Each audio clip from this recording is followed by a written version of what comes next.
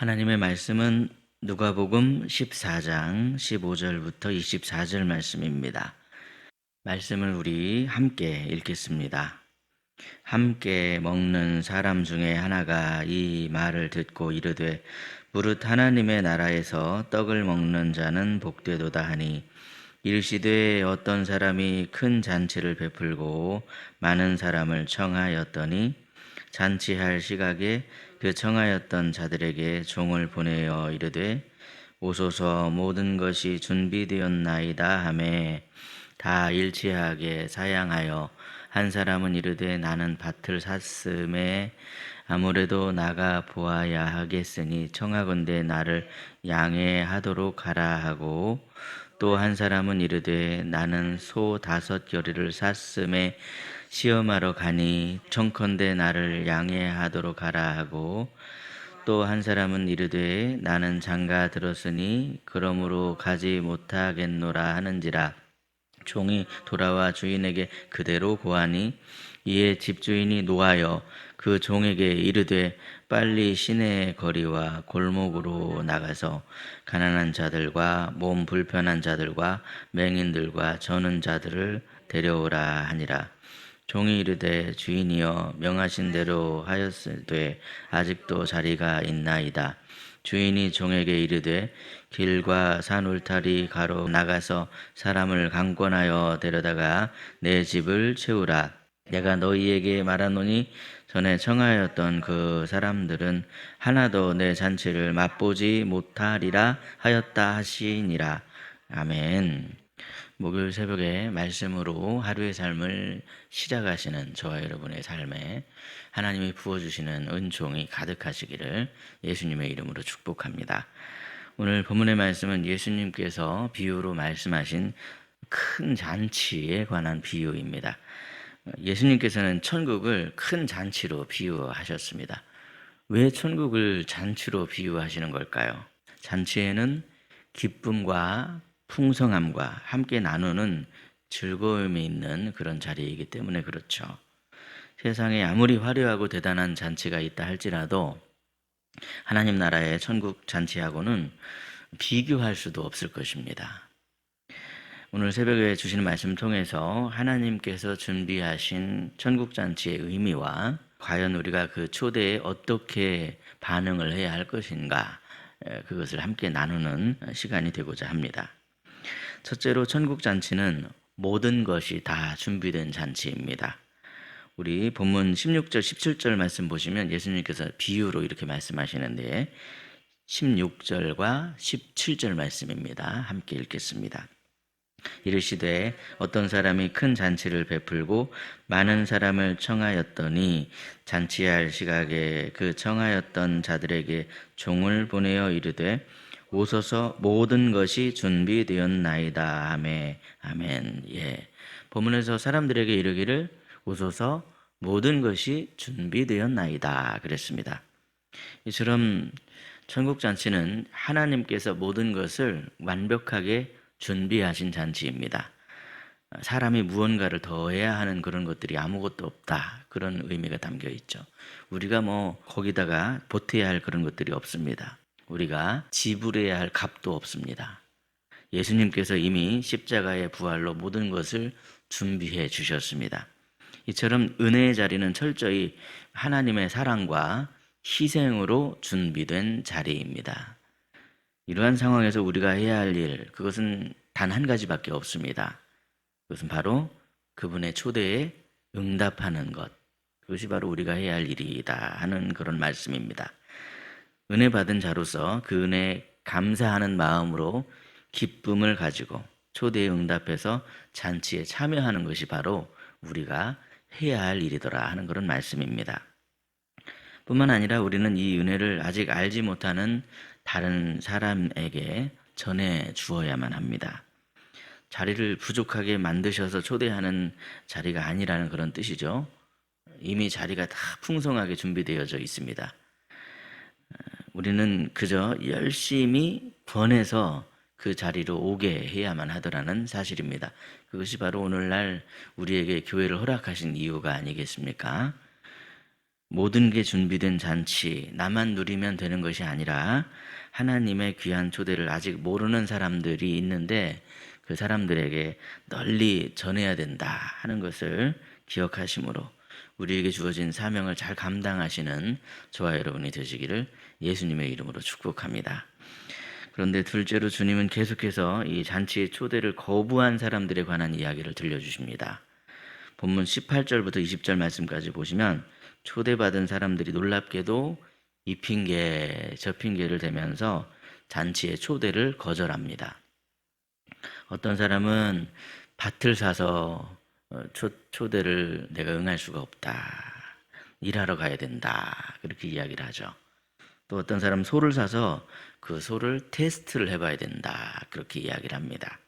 어떤 사람은 장가 들어서 내가 못 가겠다. 그런 이야기를 하죠. 다들 나름대로 중요한 일처럼 보입니다. 하지만 여러분, 그들은 하나님의 초대를 가장 중요한 것으로 여기지를 못했습니다. 여러분, 이것이 바로 우리의 문제점이더라는 것이죠. 세상의 일에 마음에 빼앗기면 하나님의 잔치를 가볍게 여길 수밖에 없습니다. 일이나 돈이나 관계나 자기의 계획이 하나님보다 우선이 되면 우리는 은혜의 자리를 놓쳐버릴 수밖에 없더라는 것이죠. 본문 21절 말씀 보시면 하나님께서는 이 거절에 분노하시고 잔치의 자리를 다른 사람에게 열어주십니다. 사랑하는 성도 여러분, 하나님께서는요, 오늘도 우리를 초대하십니다. 그러나 그 초대를 무시하면 하나님께서는 그 자리를 다른 사람에게로 넘겨주더라는 것이죠. 그분의 구원 계획은 멈추지 않고 계속됩니다.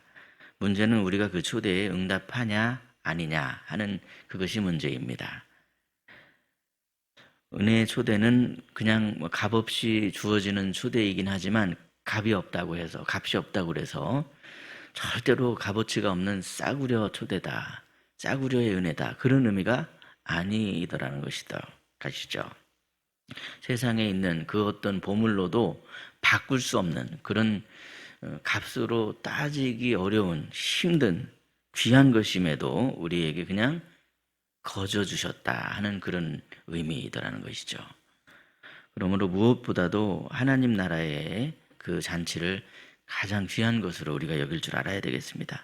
그것을 우선해야 되겠습니다. 그래서 우선하심으로 말미암아 하나님 나라 잔치에 모두가 다 함께 기쁨으로 참여하는 저와 여러분이 되시기를 예수님의 이름으로 축복합니다.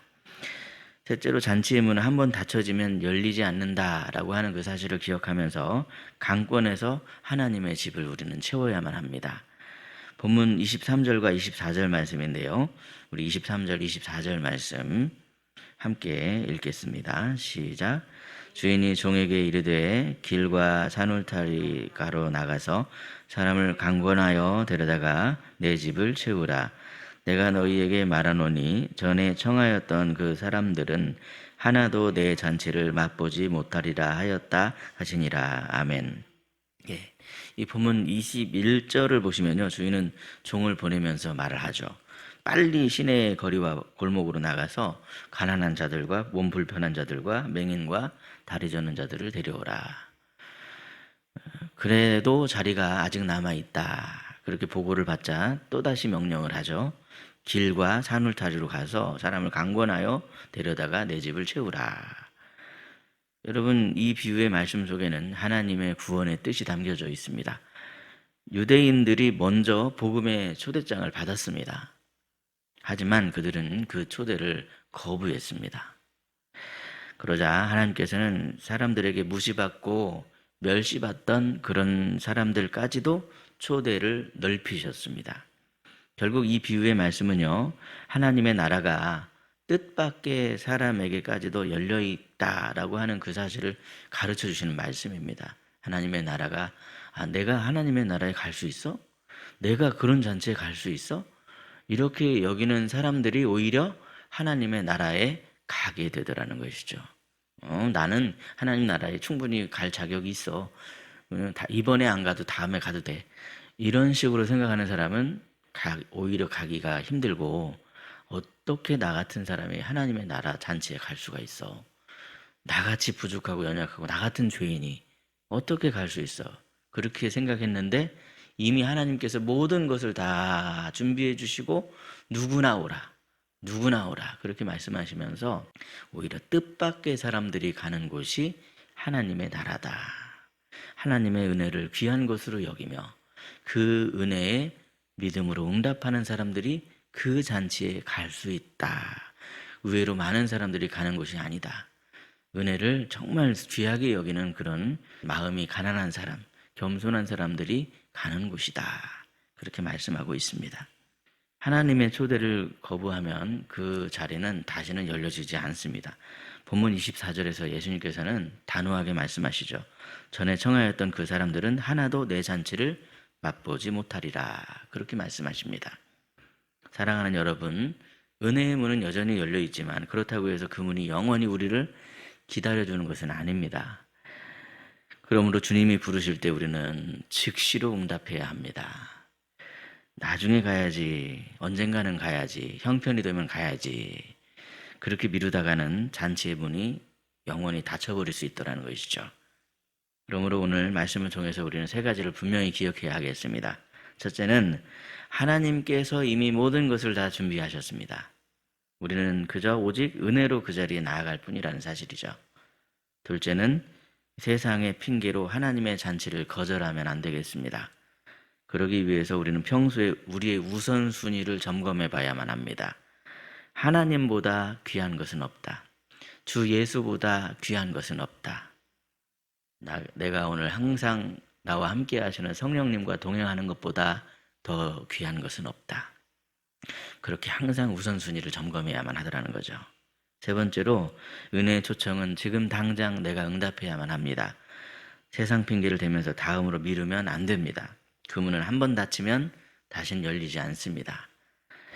사랑하는 여러분, 천국 잔치는 이미 열려져 있습니다. 다 차려져 있습니다. 예수 그리스도의 십자가 그리고 부활로 우리에게 이미 그 은혜가 열려지게 되었습니다. 이러한 상황에서 하나님께서는 우리를 초대하시고 동시에 초대장을 전달해라, 네가 가서 전해라, 그렇게 우리에게 사명을 주십니다. 그러므로 우리는 우리 자신이 먼저 감사함으로 그 자리에 참여해야 되고 뿐만 아니라 아직 잔치에 들어오지 못하고 있는 사람들을 향해서 항상 은혜의 손길을 내밀어야 합니다.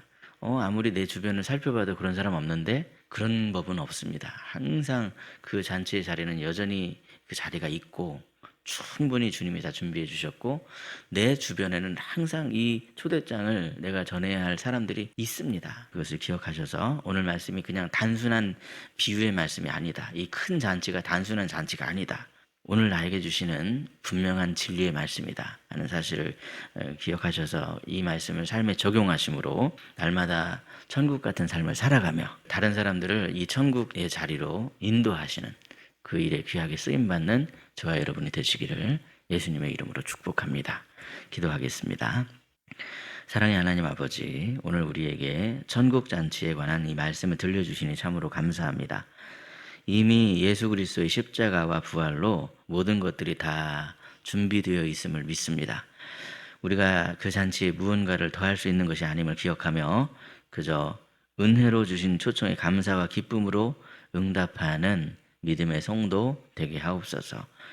그러나 주님께서 우리에게 주신 그 마음이 깨끗하지 못하고 세상 일과 염려와 욕심으로 있음을, 그래서 주님의 초대에 그것을 가장 귀한 것으로 여기지 못하고 있음을 주님 앞에 고백합니다. 그것을 절대로 가볍게 여기지 않도록 우리의 마음과 생각을 붙잡아 주시옵소서. 우리 주위에 아직도 잔치에 들어오지 못한 영혼들이 있사오니 저들을 주님 불쌍히 여겨주시고 우리가 또한 그들을 불쌍히 여기는 마음을 허락해 주셔서 이 자리에서 말씀 들은 저희들에게 듣는 마음 허락해 주시고 이 초대장을 전달하는 주의 종으로서 저희들을 사용하여 주옵소서. 길과 산 울타리까지라도 나아가 많은 사람을 주님의 집으로 인도하게 하옵소서. 이 시간 주시는 말씀이 우리에게 힘과 능력이 되게 하옵소서. 그리하여서 아직 주님의 잔치를 모르는 이웃과 가족과 친구들에게 주님의 잔치를 전하는 증인된 삶을 살아가게 하옵소서. 오늘도 우리에게 천국 같은 삶을 허락해 주시며 우리와 동행하시며 우리에게 힘과 능력을 주시고 은혜를 베풀어 주시는 우리 구주 예수 그리스도의 이름으로 기도드리옵나이다. 아멘.